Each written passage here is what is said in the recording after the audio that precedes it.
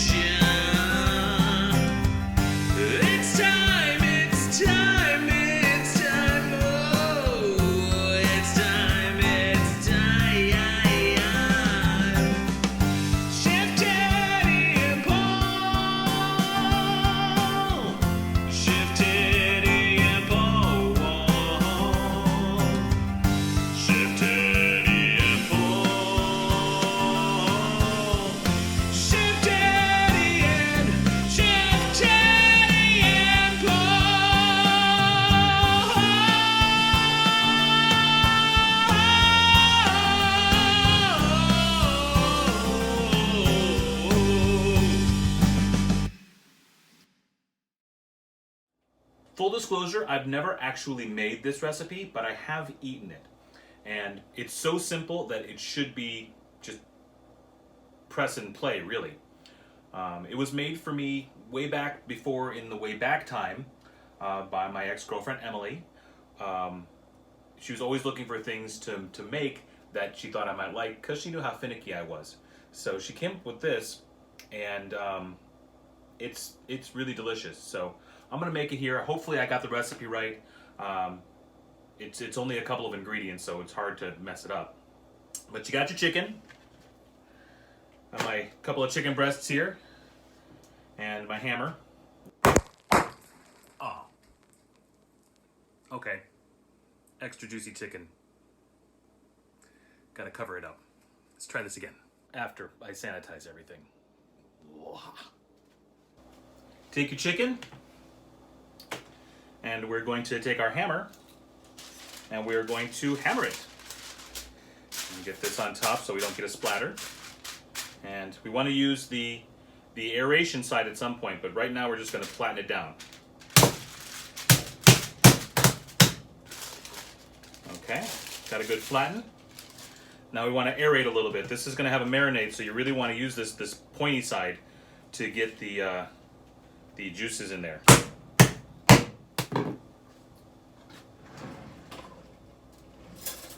And for just a little bit of extra aeration, we're going to fork these so that the holes go all the way through, not just on the top and surface like we did with the hammer. All right, that's good. Now we want to use a 18 to 24 ounce bottle of Italian dressing, the light kind.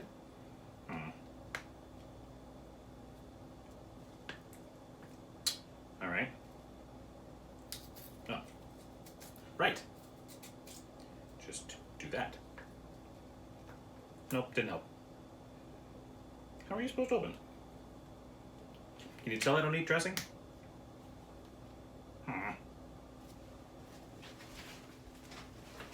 Aha! Okay. So you're going to take this bottle, and you're just going to kind of pour it over top.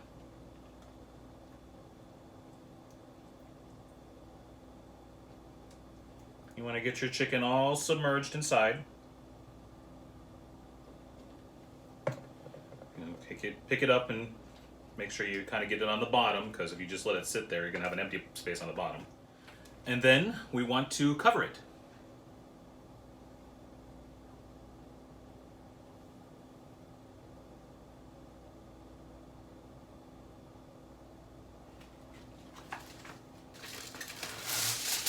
Sometimes it's nice to have a magic kitchen.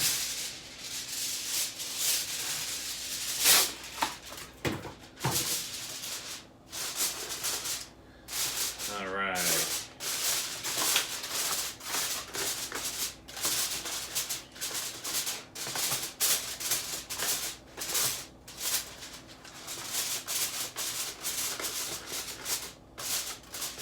And you're going to put that in the refrigerator and let it marinate for 2 hours. You can probably get away with doing it as little as 45 minutes, depending on how quickly you want to eat. But of course, the longer that you let the juices soak through it, the better. One thing to keep in mind: do not go longer than 4 hours. The acids that are in this, the ingredients with all the acids and the vinegars and the citric enzymes, and there's lots of stuff in here that will chemically react with the chicken and will cook it. So, I mean, if you want to have it cooked chemically, you know, it's an interesting that's an interesting molecular gastronomy experiment, but it won't be hot. So, I mean, if you want to do it that way, that's fine. And also be very careful if you do it that way, because the inside of the chicken could very easily still be raw. Make sure you cut into it and check it if you do that. But we're not going to do that. We're just going to put it in the refrigerator for 2 hours and come back and do the next bit. Now, it's been our 2 hours. Our chicken is should be adequately marinated. Let's take a look.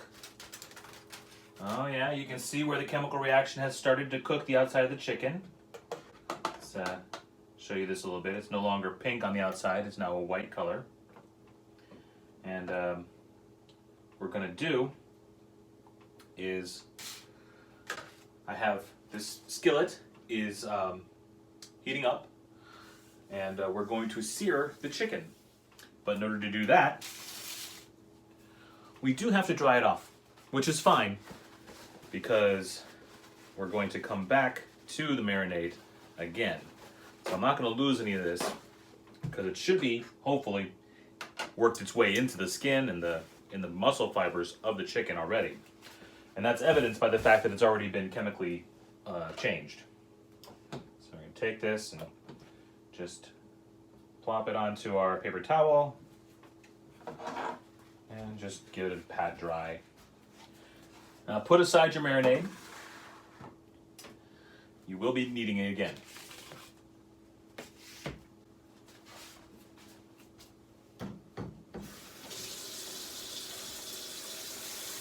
Yep, that's the right temperature. Bring it down to about a 5 or so. And let's put our sizzly chickens on the pan.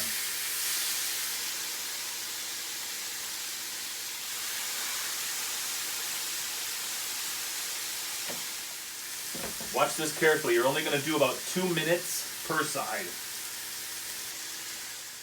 Forgot that I wanted to put a little bit of butter into the pan. It's okay. Should be fine now.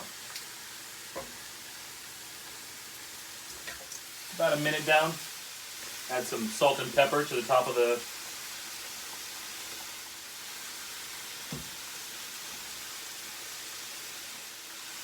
All right, time to flip. That looks great.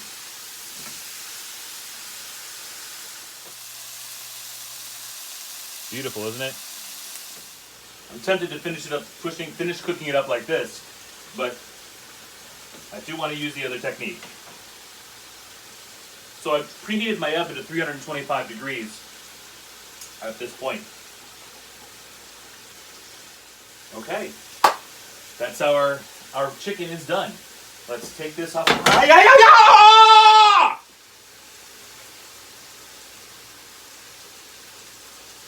Hot. A little hot.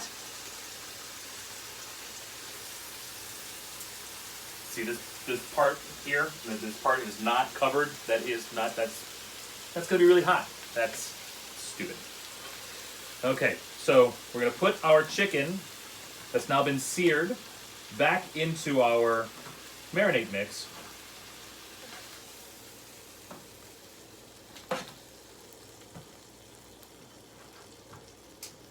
And ideally, the chicken should be about 2/3 covered in the pan, so that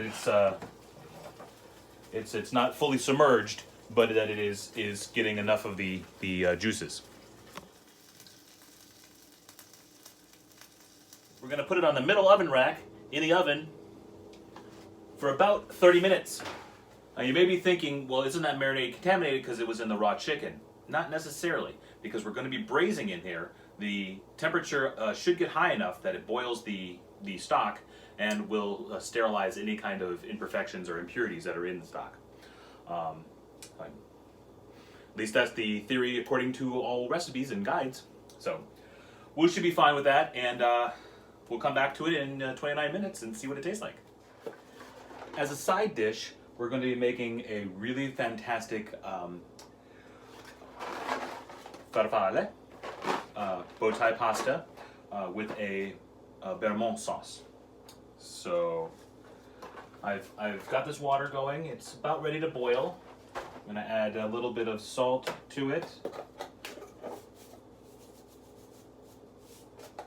And I'm going to add a little bit of pepper to it to try and get that flavor cooked into the pasta. It's not going to do very much because it's in all that water, but still it will do something. All right, and to make the Vermont, I've got about a tablespoon of water boiling in this little pot, and I'm just going to take some butter, drop it in there, and allow it to emulsify slightly.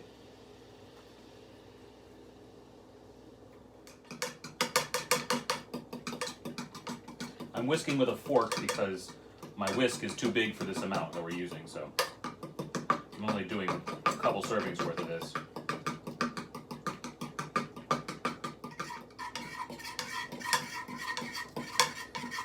Keep heating this over low heat. And when it's done, it should be at a thick consistency, thick buttery sauce. You know, you should know it's done because it'll be thick and beautiful looking. Don't let it boil though, because then it'll separate. You don't want that. Okay. And now we're going to add some ingredients to this to give it a little bit of kick. So I'm going to add some pepper.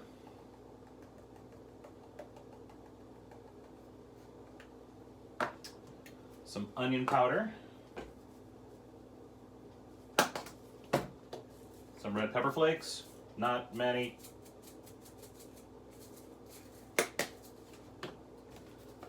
Pinch of salt. And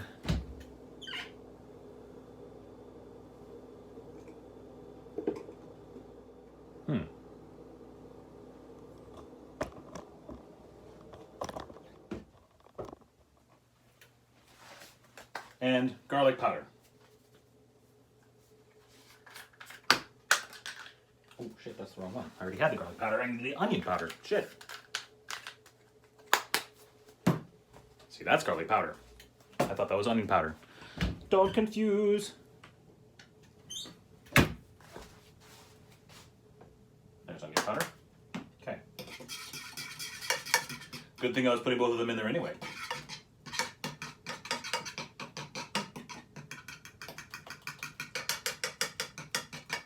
And now that our chicken has come out of the oven, we're going to let it sit and rest for about 5 minutes, and then it'll be ready to serve. Should time up perfectly for where our Vermont is and our pasta.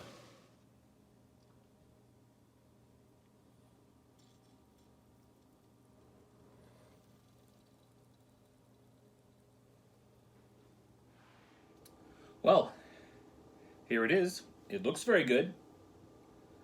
Let's see what our flavors taste like. Take a look at this chicken. Yeah, looks done and good. Let's try the pasta first with the Vermont sauce.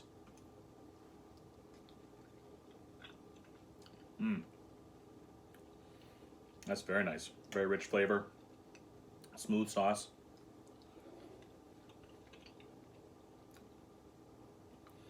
And the chicken.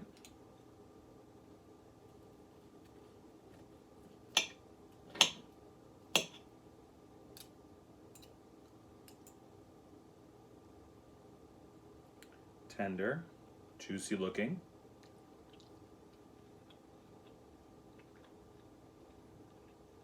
Mm. Quite delicious. Very good.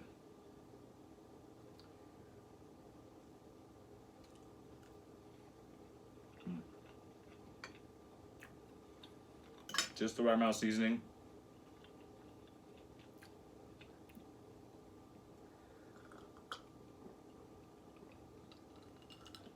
All right. Well, that's it for this recipe. I hope you enjoyed it. Like I said, super easy, right? Pretty much just plug and play, and then you're done, and then you can eat, and that's really the best part, isn't it? Mm. It really is quite good.